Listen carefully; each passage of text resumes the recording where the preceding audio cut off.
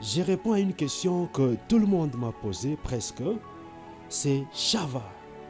Shava, la prière des champions. C'est quoi Shava? Le mot Shava, c'est un terme d'origine hébraïque qui signifie simplement cri. Ça, c'est la première définition. La deuxième définition, Shava qui veut dire appel à l'aide. Et troisième définition, c'est le cri du cœur. Voilà sur base desquels nous nous focalisons beaucoup plus, les cris du cœur. Dans ces contextes bibliques, le mot Shava renvoie à une prière profonde, poussée par une détresse sincère, où on sent que sincèrement, nous avons seulement besoin de Dieu.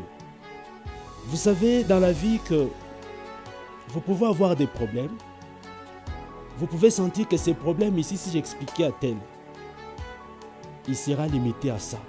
Si j'expliquais à l'autre, il sera limité à ça.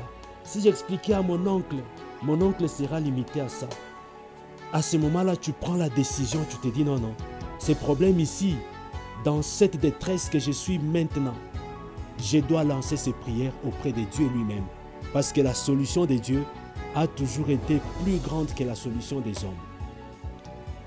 Le mot Shava n'exprime pas simplement qu'une simple prière ordinaire, la prière de chaque jour. Non. C'est un cri intérieur, un appel profond de l'âme à Dieu.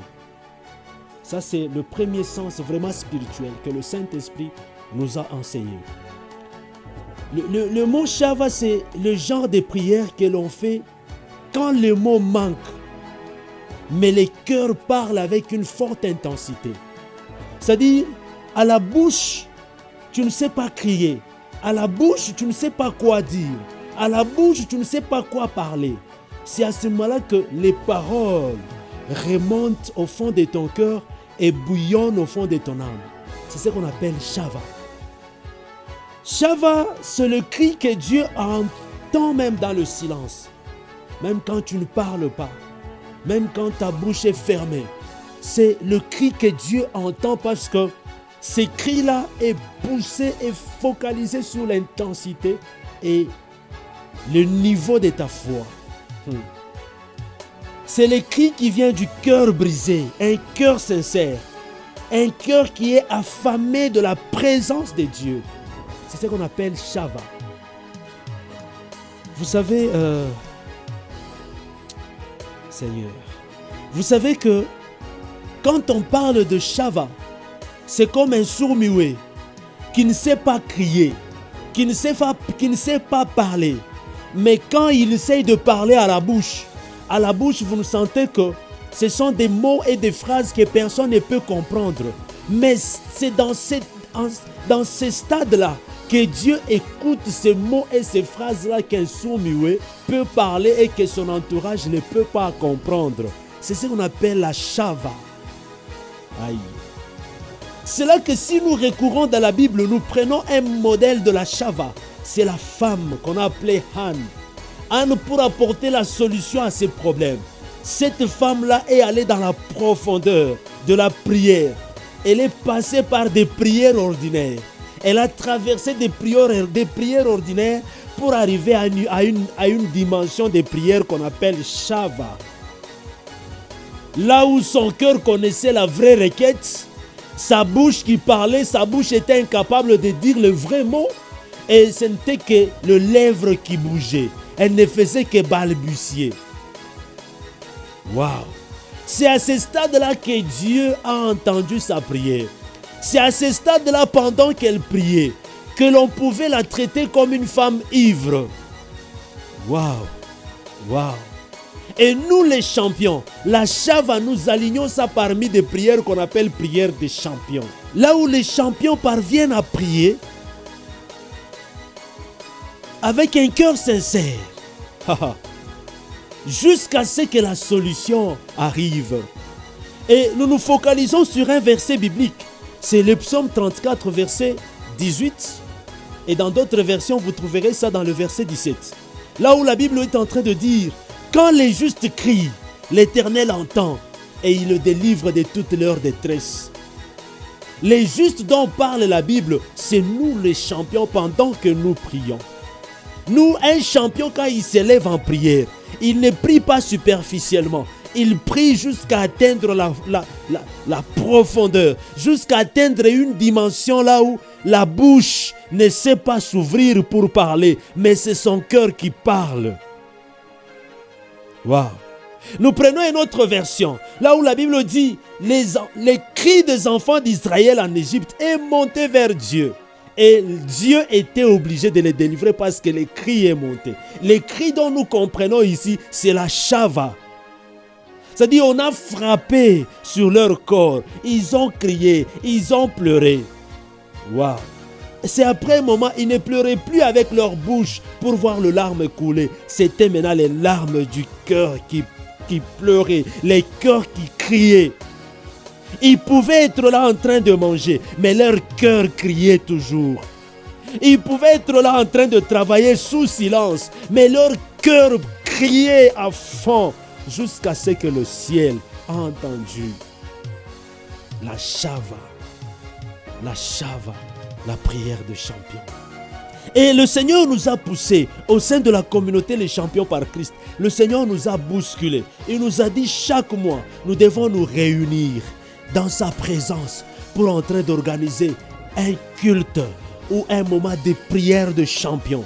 Là où nous nous rassemblons, nous rassemblons pour des prières intenses, prières d'intercession, prières de retour à Dieu, où les cœurs s'expriment librement.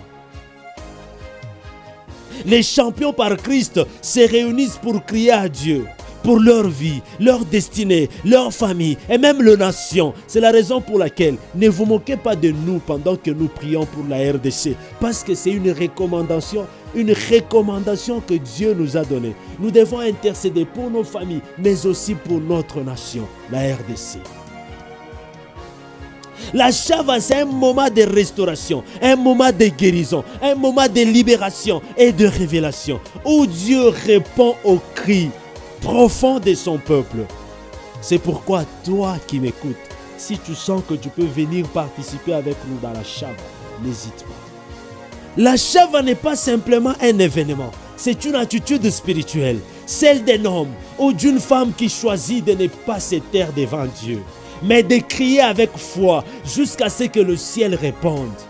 La shava, c'est prier avec les cœurs, c'est crier vers Dieu avec foi, c'est oser exprimer sa détresse avec espérance, car Dieu entend toujours les cris sincères de ses enfants. C'est ce qu'on appelle la shava. Quelqu'un d'autre m'a demandé, c'est quoi maintenant la communauté internationale évangélique Les Champions par Christ? La communauté évangélique Les Champions par Christ n'est pas une église. Je vous informe en avance, n'est pas une église. Une église locale bien sûr, mais dans les corps de Dieu c'est une église, mais localement ce n'est pas une église. Nous sommes unis par la foi, rassemblés autour des 4 piliers principaux, les 4 piliers fondamentaux qui font notre valeur. Premièrement, l'évangélisation. Et en parlant de l'évangélisation, nous nous focalisons sur le livre de Matthieu chapitre 28, le verset 19 à 20, là où le Christ est en train de dire « Allez, faites de toutes les nations des disciples, les baptisant au nom du Père, du Fils et du Saint-Esprit, et enseignez-leur à observer tout ce que je vous ai prescrit. Et voici, je suis avec vous tous les jours jusqu'à la fin du monde. » Le deuxième pilier, c'est l'amour fraternel, tiré de Jean chapitre 13, versets 34 à 35. Là où le Christ est en train de dire « Je vous donne un commandement nouveau. Aimez-vous les uns les autres comme je vous ai aimés. Vous aussi. Aimez-vous les uns les autres. À ceci tous connaîtront que vous êtes mes disciples. Et si vous avez de l'amour les uns pour les autres. » Troisième pilier que nous avons, c'est l'unité dans les corps du Christ, tiré de 1 Corinthiens chapitre 17, le verset 27. Là où la Bible dit, vous êtes les corps de Christ et vous êtes des membres, chacun pour sa part. Et quatrième pilier, c'est le service et le témoignage. Selon Colossiens chapitre 3, le verset 23 et 24.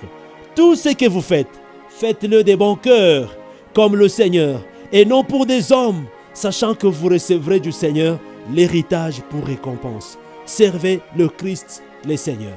Alléluia. C'est la raison pour laquelle il y a même de bien-aimés qui se demandent pourquoi, quand il s'agit de prier pour quelqu'un, vous vous concentrez, vous vous focalisez tous à prier pour une seule personne. Parce que nous servons avec tout notre cœur. C'est un devoir que le Seigneur nous a donné. Alléluia. Comme je l'ai dit dans mon introduction, que la communauté internationale évangélique Les Champions par Christ n'est pas une église locale, mais une église dans le corps du Christ, parce que nous sommes un mouvement chrétien mondialement reconnu, qui regroupe des chrétiens, des croyants de toutes les nations pour intercéder en faveur de nos familles, en faveur de nos maisons, en faveur même de nos églises locales, en faveur même de nos pays. Nous sommes réunis dans notre groupe WhatsApp.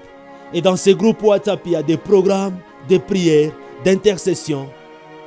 Et par rapport à ça, nous recevons des dons et des offrandes pour notre mission. Nous avons 3 missions au sein de la communauté.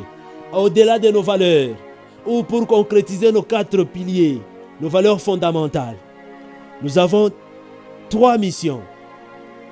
Nous encadrons les démunis. Nous accompagnons les enfants abandonnés ou les enfants de la rue. Nous allons les prêcher. Nous allons leur donner à manger. Nous répandons l'amour de Christ tel qu'il nous a été manifesté à la croix de Golgotha. Et pour entretenir le feu spirituel, la communauté se réunit chaque mois en présentiel. Nous qui sommes à Lubumbashi, bien sûr, espérons que prochainement et bientôt nous allons les faire en Zambie, nous allons les faire en Belgique, nous allons les faire au Maroc, nous allons les faire en Abidjan, nous allons les faire au Bénin. Il y a plusieurs hommes de Dieu qui ont compris cette vision et qui se sont attachés à ça, qui ont vraiment besoin de ces moments intenses de prière qu'on appelle les moments de la Shava, la prière des champions. Là, c'est pour intercéder. Que le Seigneur Jésus-Christ vous bénisse. Autour de la Shava, autour de la communauté internationale évangélique Les Champions par Christ, si vous avez des questions, n'hésitez pas de la poser dans votre commentaire.